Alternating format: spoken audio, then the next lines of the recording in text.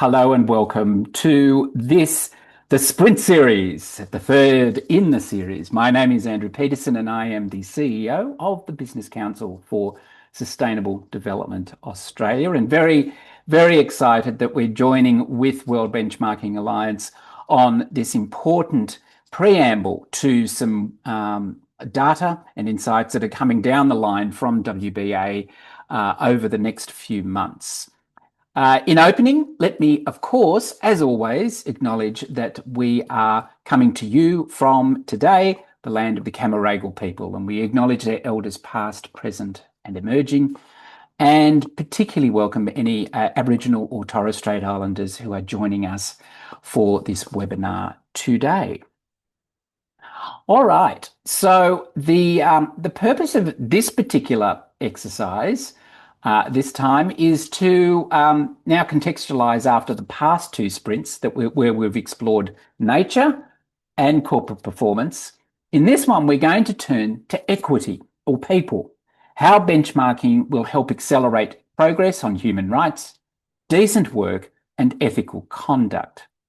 The World Benchmarking Alliance's Social Transformation Benchmark currently assesses over 2,000 companies against core social indicators, respecting human rights, providing and promoting decent work, and acting ethically. And so to walk us through what the data is revealing globally and what's going to come down the line very soon, and most importantly, what it actually means for Australian businesses that they can take from it, because I'm sure you'll hear that Australian businesses are actually in this data set. I'm very pleased to welcome Namit Agarwal, who is the WBA's Social Transformation Lead. A big apology, Namit, that I probably pronounced your surname terribly incorrectly. But in any event, thank you so much for joining us today. And I think you're joining us from India. And in that regard, I will now hand over to you for the presentation and then the discussion. Thank you so much. Thanks, Andrew, for inviting me here and for everyone for joining the webinar. I have some slides, so I'll just quickly share my screen and take you through my slides. Okay, I hope you can see my screen now. Like Andrew said, the focus will be on social equity or the social indicators, as he rightly introduced. I hope by now, because you've attended maybe a couple of these sessions, you know who we are. So I'll skip the intro on WBA, but just to say that under the social transformation work, we are translating SDG's principle of leave no one behind and trying to assess all the 2,000 companies within the scope of WBA benchmarks on their social commitments and performance, covering human rights, decent work, ethical action, as well as diversity, equity, and inclusion issues. This is where the 2,000 companies come from. There are over 700 companies from the Asia Pacific region. And these are the various benchmarks within WBA. Again, I'm assuming you have seen this slide before, so I'll skip and move on to the next one. And this is findings from our benchmark, which was published last year. And a new edition will be coming in January 2026. So I'll take you through some of the key findings and insights that we found really interesting. But before I go in, what does the social benchmark indicators cover? In depth of decent work, human rights, and ethical action, we are looking at topics and indicators such as worker health and safety, living wages, diversity, human rights commitments, human rights due diligence, access to remedy, anti-bribery, anti-corruption, fair taxes, and data privacy. So those are some of the indicators on the basis of which the insights coming up are framed. So the first one, and this is across 2,000 companies, and the biggest surprise for us was that we found 90% of these world's most influential companies do not even meet the halfway mark. And the indicators are quite fundamental. These are based on ILO commitments, the UN guiding principles, OECD framework, and they have been around for many, many years. And to see that companies are still struggling to have commitments and disclosures on some of these basic social expectations was quite a big surprise. But we also looked at what are these 10% companies doing, and one correlation we found was they are taking actions on human rights. They're making concerted effort to respect human rights. So that, in a way, is a starting point for some of these companies to do better on all of the social matrix. For the Asia Pacific companies, the number is similar. It's 90%, 95% of APAC companies scored below 50%. Moving on, stakeholder engagement is definitely fundamental to how companies understand what are these social issues and how do they want to tackle some of these issues. And we found that while it's fundamental, only 9% of the companies globally as well as in the Asia Pacific region are doing stakeholder engagement effectively. And those who are doing this also perform better across all the indicators on the benchmark. So this is pretty much the cornerstone for companies to do better on social indicators by engaging with the affected stakeholders, by understanding what are these issues that the stakeholders are facing. Moving on, and human rights due diligence is very topical. And we have been assessing companies on due diligence on other benchmarks as well. But for 2,000 companies, we found that 80% of the companies are still failing on making a commitment and taking the initial steps on human rights due diligence. 20% of these companies take some steps, and only 6% of the companies take three of the five initial steps. And these five steps are mentioned in the UN guiding principles, but we found that very few companies are even taking the five initial steps of identifying, assessing the due diligence related issues within their operations and supply chains. In Asia Pacific companies, we found that 16% of the companies are taking some steps on HRDD and none are taking all the three initial steps. And we also found correlation between companies that are headquartered in countries with human rights legislations, and these are not due diligence legislation. For example, the Modern Slavery Act in Australia counts for a human rights legislation, and these companies perform comparatively better. But even more, companies that are in high impact sectors like apparel, extractives, food and beverage, they perform better, even more than the companies who might be doing it for legislation purposes. Moving on and looking at the topic of living wage, which we believe is quite fundamental if companies want to start measuring an outcome level indicator of how are they addressing economic inequality within their own operations and supply chains. And we found only 4% of these 2,000 companies are making a commitment to pay living wage. It's 1% down when it comes to similar commitments in their supply chains.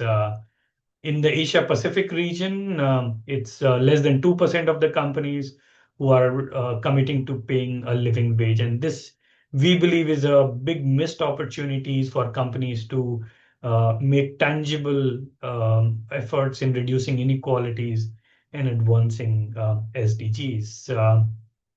This is a sectoral and regional analysis. We see companies that are, if you can see my cursor, companies that are in largely consumer-facing sectors like apparel, technology, retail perform slightly better on average. And then extractives, which has been in the spotlight for various reasons, also performs somewhere up there. In terms of regions, it's quite diverse. Different regions have, close to about 20% on average. So yeah, skip this. Move to the top performing companies, and you'll see marked in these red boxes are Australian companies. So Wesfarmers, BHP, Woolworths, and Coles are among the top performing companies in the Asia Pacific region. This is average score on the social benchmark. There is again, the total score is 20, so there is still room to cover for many of these companies, which are close to about 12 to 14 points. To also look at, what are some of these companies doing, the top performing companies are doing. We have two examples here. Maybe I'll focus on Wilmar, which is in the edible oil space, and they score 14.5 out of 20, and they do better on human rights, 7.5 out of 10, but quite poorly on ethical action, 2.5 out of 4. You will be able to find these scorecards on our website. So if you go down to companies that you are interested to check, you will be able to see what are these companies doing and not doing vis-a-vis other companies. I also wanted to quickly go on the just transition indicators. And we have just published our initial assessment of just transition. And this was ahead of COP in Brazil. And what we look at in just transition is whether companies are doing social dialogue, or do they have mechanisms in place for stakeholder engagement? How are they planning for a just transition? How are they taking into account green and decent job creation, topics around retaining, reskilling, and upskilling workers, on social protection and policy advocacy? And what we found, and this is the latest analysis of roughly about 1250 companies, and we will be completing this for all 2000 companies in the next couple of months. We found that while just transition is becoming very common, it's getting mainstream in the disclosures, but tangible planning is still where we find a lot of gap. Only 11% of these 1250 companies have committed to social dialogue, and just 9% have taken steps to ensuring reskilling and upskilling of workers. So there are quite a number of gaps while companies are on this journey of adopting just transition, but there's not much when you go beneath the surface. Now, quickly, for opportunities that you might be interested in, relevant for the Australian context. As I mentioned, our data, our scorecards, and everything is available on our website. So if you go to our website, look for the social benchmark, you will be able to download the data set. You'll be able to look at the scorecards of all the companies. So that might help you in identifying the gaps and what are some of the action areas. In our work, we are obviously one part of the overall ecosystem. So we align our work with tools and frameworks such as the UN Guiding Principles, ILO conventions, OECD framework, etc. But we are also informing upcoming standards and frameworks, such as the Task Force on Inequality and Social Related Financial Disclosures. It is similar to the TCFD and TNFD, and it is emerging. And if you are interested, I'll be happy to also share some updates on TISFD after the call. And then I think social dialogue and stakeholder engagement continues to be the biggest gap for companies, not just in Australia, but globally. So I think our advice and recommendation to all companies is to focus on social dialogue and stakeholder engagement, because without that, it will be ineffective to have actions in place or disclosures in place. And then peer learning and collaboration, engaging with other companies, other stakeholders to collaborate and learn from what they have been doing. We do a lot of this company engagement and peer learning exercises where we have seen the benefit of having companies learn from other companies, share their challenges, and that collaboration is always very, very effective. Onto my last slide now. In terms of the resources that we have available, so the key findings, there is an insights report on the social benchmark, which goes deeper into some of this analysis. And like I mentioned, the data set, which is an Excel spreadsheet, which has data for each and every company, all 2000 companies, and all the elements and questions of the benchmark. So depending on your need, you can drill down and see what company is doing what on which indicator, and you can compare that with other companies. And then our methodology, which is also available for people to look at it. Companies often use it as a roadmap to define their own journey on social issues. We have had examples where researchers and academia use our methodology to do their own research independently. On opportunities for collaboration, we have something called collective impact coalitions, where we bring together business platforms, civil society organizations, investors, trade unions, where we agree on a common topic, design a common agenda to drive engagement and action on companies. On the social topics, we have had collective impact coalitions on human rights due diligence earlier, and currently we have just concluded a coalition on violence and harassment in supply chains. And we are now working on a living wage coalition where we are trying to have global momentum on how private sector and businesses can make commitment on living wages. Communities of practice is a peer learning safe space for companies where companies who have been engaged with WBA in the benchmarking process are invited to learn and share from each other.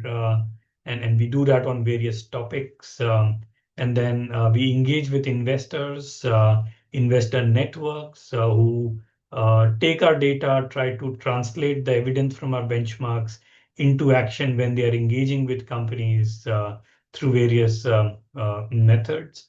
And then we also try and inform policy world over in EU, but also in the Asia Pacific region. We have informed the Japanese due diligence guidance. Currently, our data was also used in informing the modern slavery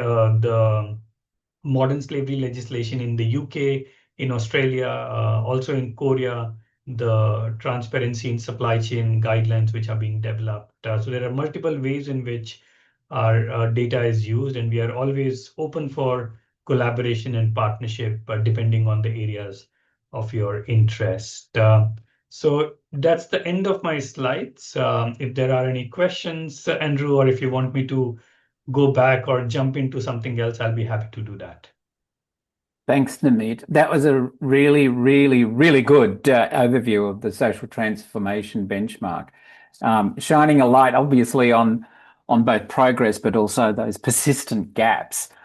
Before I do ask a question, could you go back to slide 12, which was the comparator of leading practice in, or the comparator of companies in APAC? Because I just wanted to get an understanding from you. You talked about Vilma, but it'd be also interesting to hear from you. And I think it was 12, number 12, one before that one. Yeah. There it is.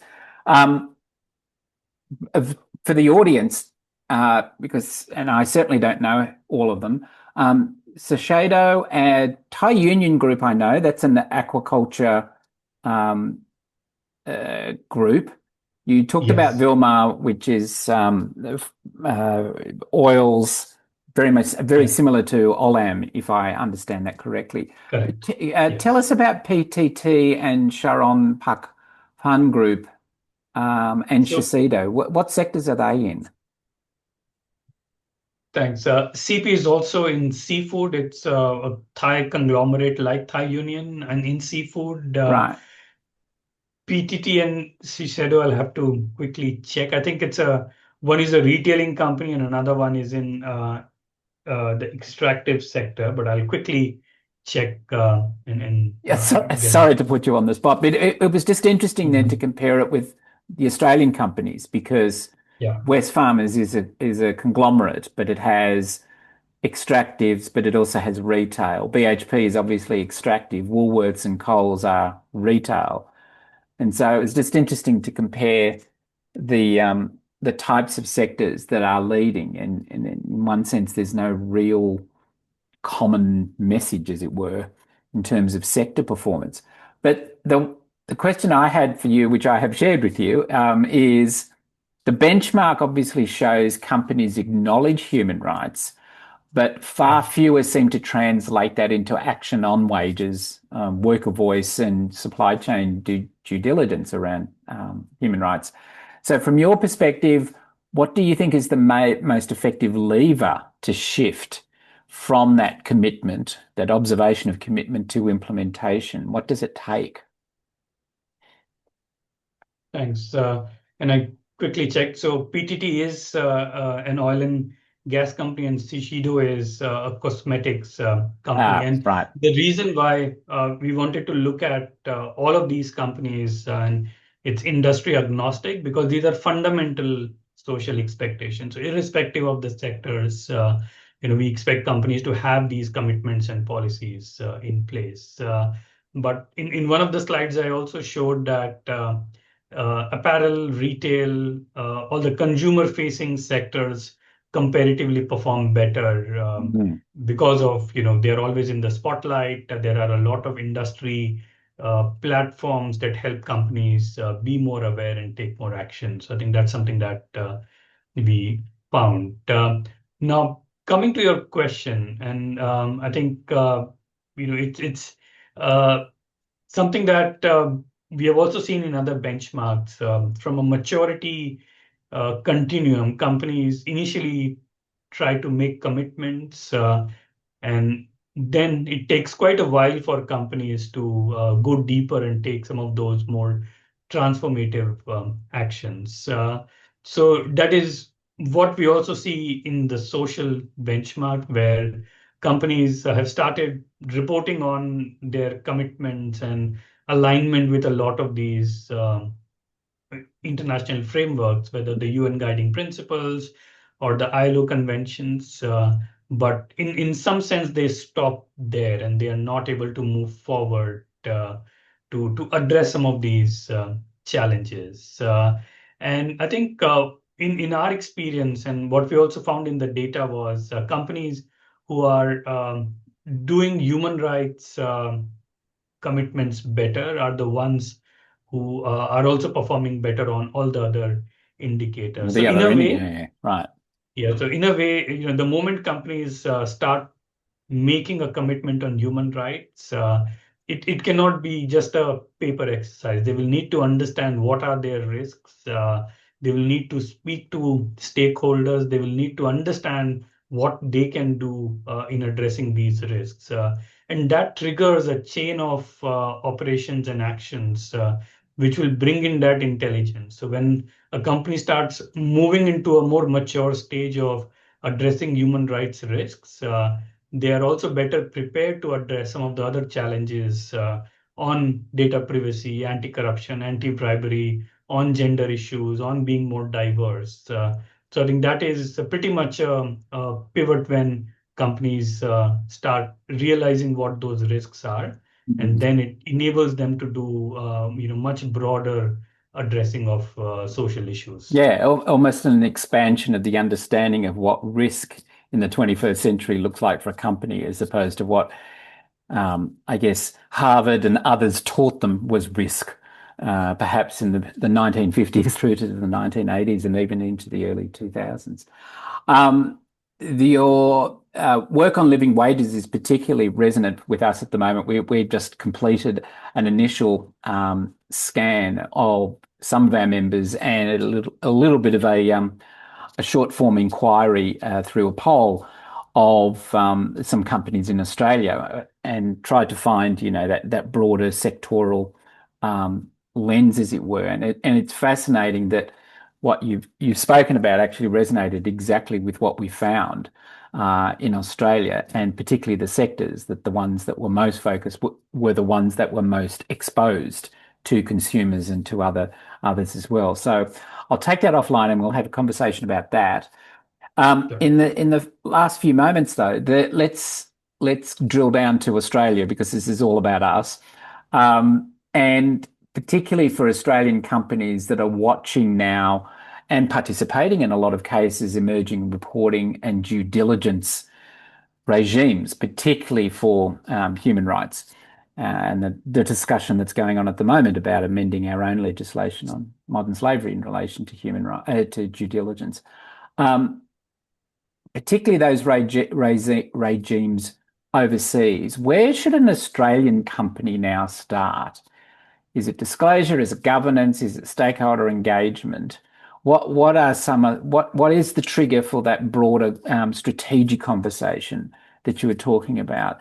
Not so much to stay ahead of the curve, because I think in this particular narrative at the moment, nobody's on the curve anyway. But what are you noticing, or what would you say an Australian company looking at what's going on overseas in terms of activity?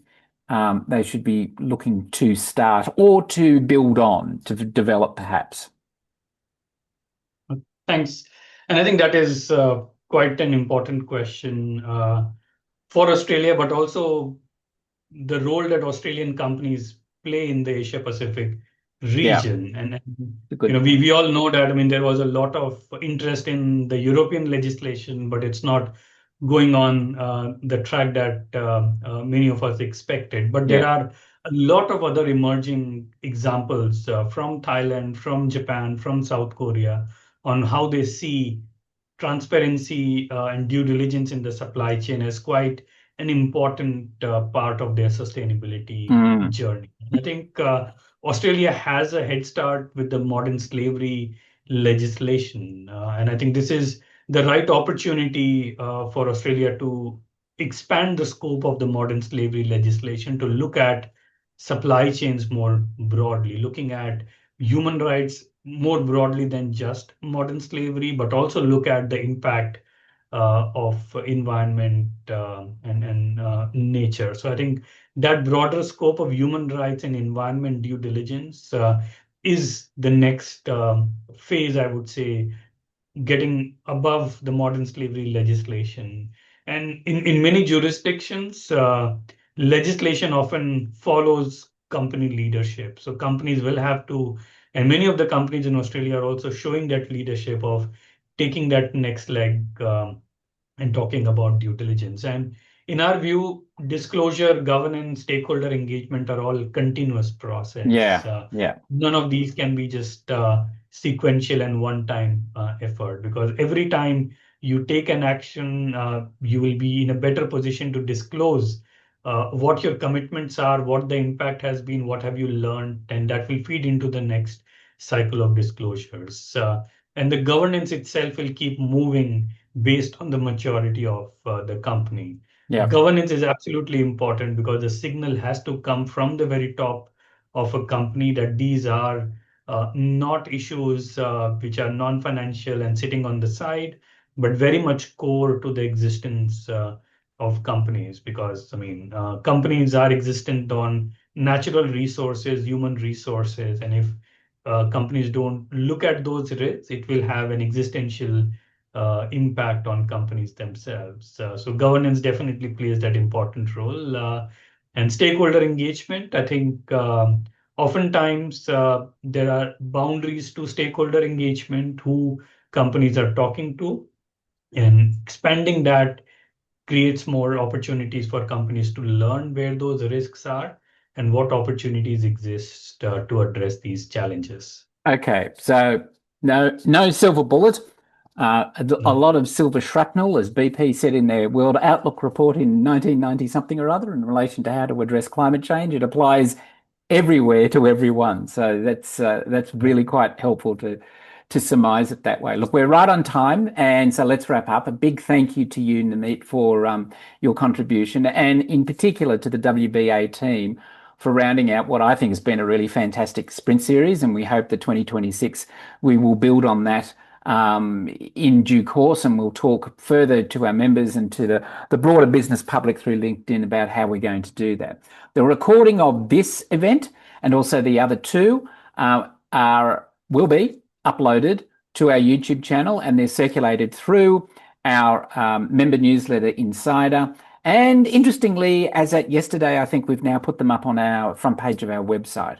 So you can go and access these resources that WBA have been sharing with us and our membership. Over the coming months, we're going to continue to link these resources to Nature Action program, to our corporate performance and accountability program, and also our equity, or now as renamed, people program.